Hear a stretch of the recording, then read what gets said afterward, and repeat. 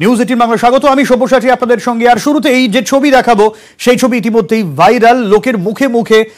ইরা বসু, বুদ্ধদেব ভট্টাচার্যের শালিকা মীরা ভট্টাচার্যের নিজের বোন, তাকে পাওয়া গিয়েছে রাস্তায় ভিক্ষা করে খেতে। সেই ছবি আমরা দেখিয়েছি। আর এখন আমরা দেখাবো ইরা বসুর বাড়ির ছবি, যে বাড়িতে তিনি থাকতেন এবং সেটা তার নিজের বাড়ি। নিজের বাড়ি থাকা সত্ত্বেও ইরা বসু তিনি রাস্তায় ঘুরছেন, পথে ঘাটে ঘুরছেন, যা নিয়ে যথেষ্টই বিব্রত মীরা ভট্টাচার্য, বুদ্ধদেব ভট্টাচার্যের স্ত্রী। আর এই মুহূর্তে নিউজ 18 বাংলার পর্দায় যে ছবি আপনারা দেখছেন, এই বাড়ি ইরা বসুর নিজের বাড়ি।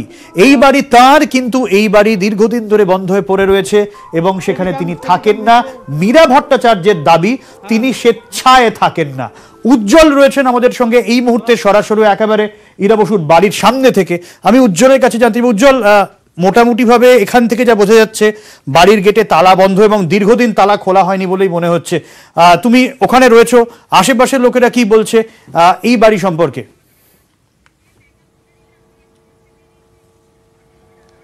দেখো, BB84 এবং সেই বাড়ি এটা প্রাক্তন মুখ্যমন্ত্রী বুদ্ধদেব ভট্টাচার্যের শালিকার বাড়ি।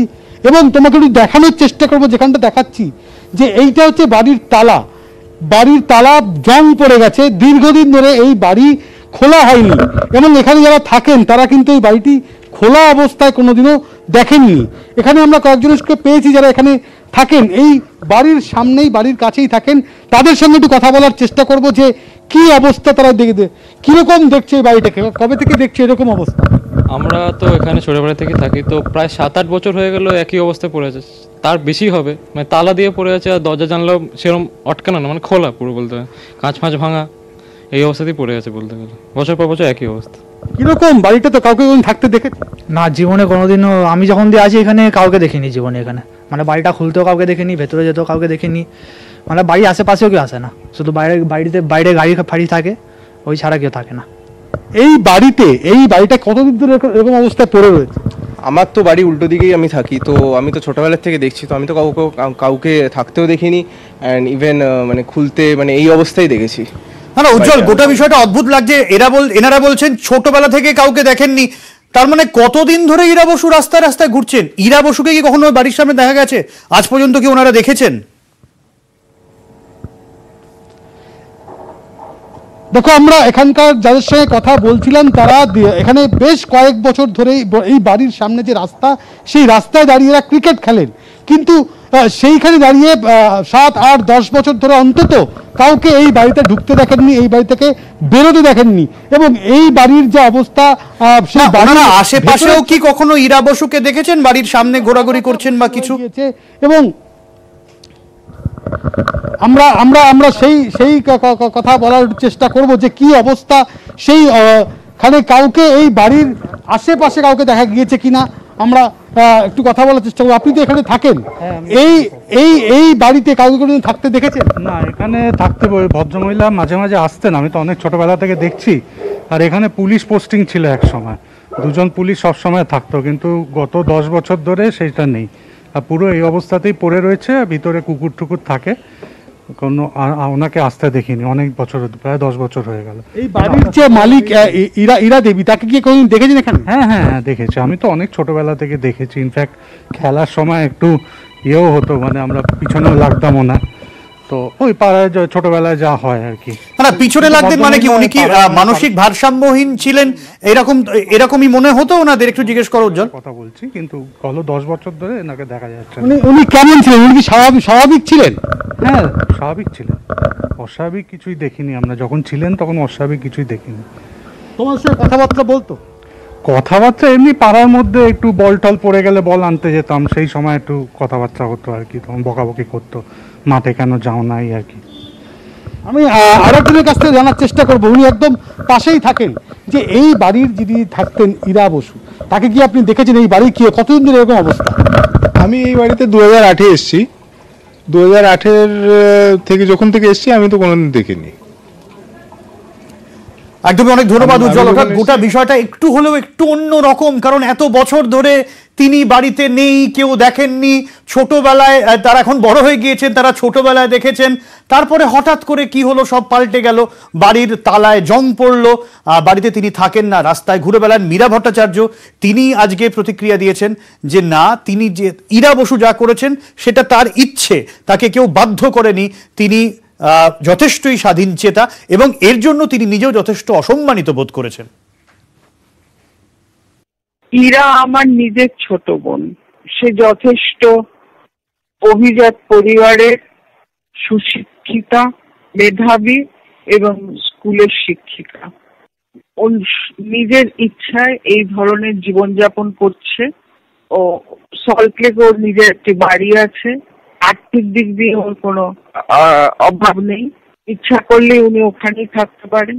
উনি খুব স্বাধীনচেতা, নিজে যেটা মনে করেন সেটাই ভাবেন উনি করবেন, উনি কারোর কথা শোনেন না। স্টুডেন্ট ক্রেডিট কার্ডে লোনের গ্যারান্টার হিসেবে বাড়ির দলিল দাবি, বিপাকে পড়ুয়ারা। গুরুতর অভিযোগ কালনা সেন্ট্রাল কোঅপারেটিভ কর্তৃপক্ষের বিরুদ্ধে।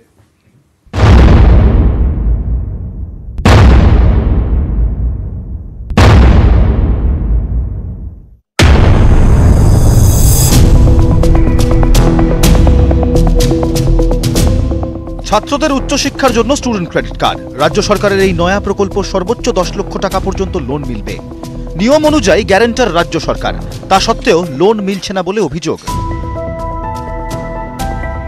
কালনার বড় মিত্র পাড়ার বাসিন্দা আবির মিত্র সিভিল ইঞ্জিনিয়ারিং এর বিটেক পড়ুয়া। স্টুডেন্ট ক্রেডিট কার্ডের লোন পেতে কালনা সেন্ট্রাল কোঅপারেটিভ ব্যাংকে আবেদন করেন। তার অভিযোগ, গ্যারান্টার হিসেবে তাকে বাড়ির জমির দলিল জমা দিতে বলেন ব্যাংক ম্যানেজার। জীবন বীমা রয়েছে কিনা সে বিষয়েও খোঁজ নেন।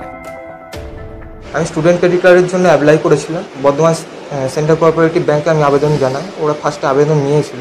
তারা এখন বলছে যে বাড়ি বন্ধক রাখতে হবে অথবা এলআইসি কাগজ রাখতে হবে।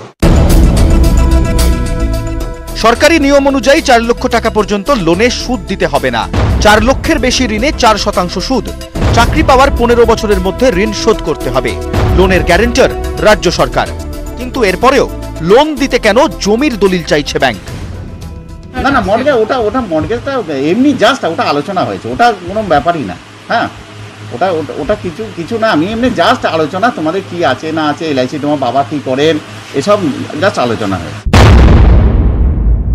ইতিমধ্যেই ব্যাংকের সঙ্গে যোগাযোগ করেছি এবং এটা আমি প্রয়োজন হলে সংশ্লিষ্ট দপ্তরের সঙ্গেও যোগাযোগ করব, কারণ মুখ্যমন্ত্রী যে স্টুডেন্ট ক্রেডিট কার্ড যেটা চালু করেছেন সেখানে কোনো জায়গাতেই বলা নেই যে বাড়ির দলিল বা অন্যান্য কিছু মর্গেজ রাখতে হবে। পশ্চিমবাংলা জুড়ে সমস্ত স্টুডেন্টই একরকম ক্ষেপে আছে।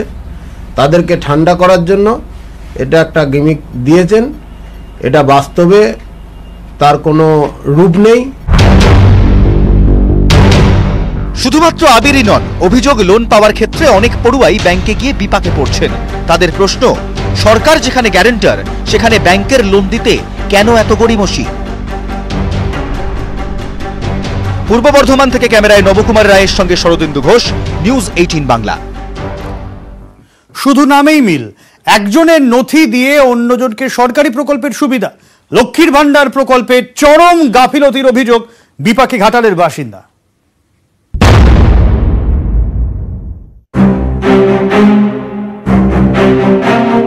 পশ্চিম মেদিনীপুরের ঘাটাল ব্লকের বাসিন্দা মিতা ঘোষ গত 16ই আগস্ট দুয়ারে সরকার কর্মসূচিতে লক্ষ্মীর ভান্ডার প্রকল্পে ফর্ম ফিল আপ করেন।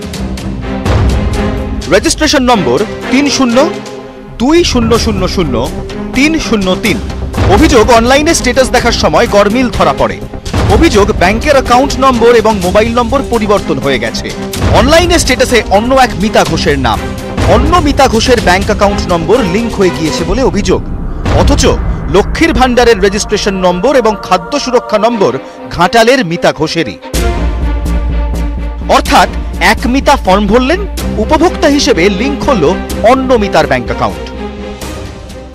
যে দেখি না, মিতা আমার নামে হয়নি, অন্য মিতা ঘোষের নামে এন্ট্রি হয়ে গেছে। আপনার সব ডকুমেন্ট? হ্যাঁ, আমার সব ডকুমেন্টস। মানে তার শুধু কি আছে? তার শুধু আছে বাবা মায়ের নাম, ফোন নাম্বারটা আর ব্যাংকের অ্যাকাউন্ট নাম্বারটা। বাকি সব ডকুমেন্টস আমার। ঘাটালের মহকুমা শাসক সুমন বিশ্বাসের সঙ্গে এ নিয়ে যোগাযোগ করা হয়। তার আশ্বাস দ্রুত সমস্যার সমাধান করা হবে। কিন্তু এরকম হলো কেন? তথ্য নথিভুক্ত করতে গিয়েই কি গোলমাল? এর সমাধান হবে কবে? প্রশ্ন ঘাটালের মিতার। সুকান্ত চক্রবর্তী, নিউজ 18 বাংলা। কামারহাটিতে পরিস্থিতির উন্নতি হচ্ছে জানিয়েছে স্বাস্থ্য দপ্তর। আজ নতুন করে হাসপাতালে ভর্তি হয়েছেন 56 জন। অভিজিৎ রয়েছেন আমাদের সঙ্গে এই মুহূর্তে। অভিজিৎ, ঠিক কি পরিস্থিতি, শেষ কি পরিস্থিতি কামারহাটিতে? একদমই গতকাল শুভরাত্রি যেটা নাইসেডের যে 9 জনের মলের নমুনা পাঠানো হয়েছিল তার মধ্যে 3 জনের ক্ষেত্রে কলেরা পাওয়া গেছিল এবং পাশাপাশি জলের নমুনাও পাঠানো হয়েছিল। সেই জলের ক্ষেত্রে কিন্তু কলেরার উপস্থিতি পাওয়া গেছে, সেটা স্বীকার করেছে রাজ্য স্বাস্থ্য দপ্তর। তবে স্বাস্থ্য দপ্তর যেটা বলেছে যে কামারহাটি ডায়রিয়া পরিস্থিতির অনেকটাই উন্নতি হয়েছে, নতুন করে কেউ মারা যায়নি। তবে আজকে নতুন করে 56 জন হাসপাতালে ভর্তি হয়েছে এবং সমস্ত জলের উৎস অর্থাৎ গোটা কামারহাটি এলাকার প্রত্যেকটা জলাধারে কিন্তু আরো বেশি প্রচুর পরিমাণে ক্লোরিন দেওয়ার সিদ্ধান্ত হয়েছে এবং অন্য এলাকায় অর্থাৎ 1 থেকে 5 নম্বর ওয়ার্ডের বাইরে অন্য এলাকায় যাতে এই জলের রোগ না ছড়ায় তার জন্য বিশেষ সতর্কতামূলক ব্যবস্থা গ্রহণ করা হচ্ছে।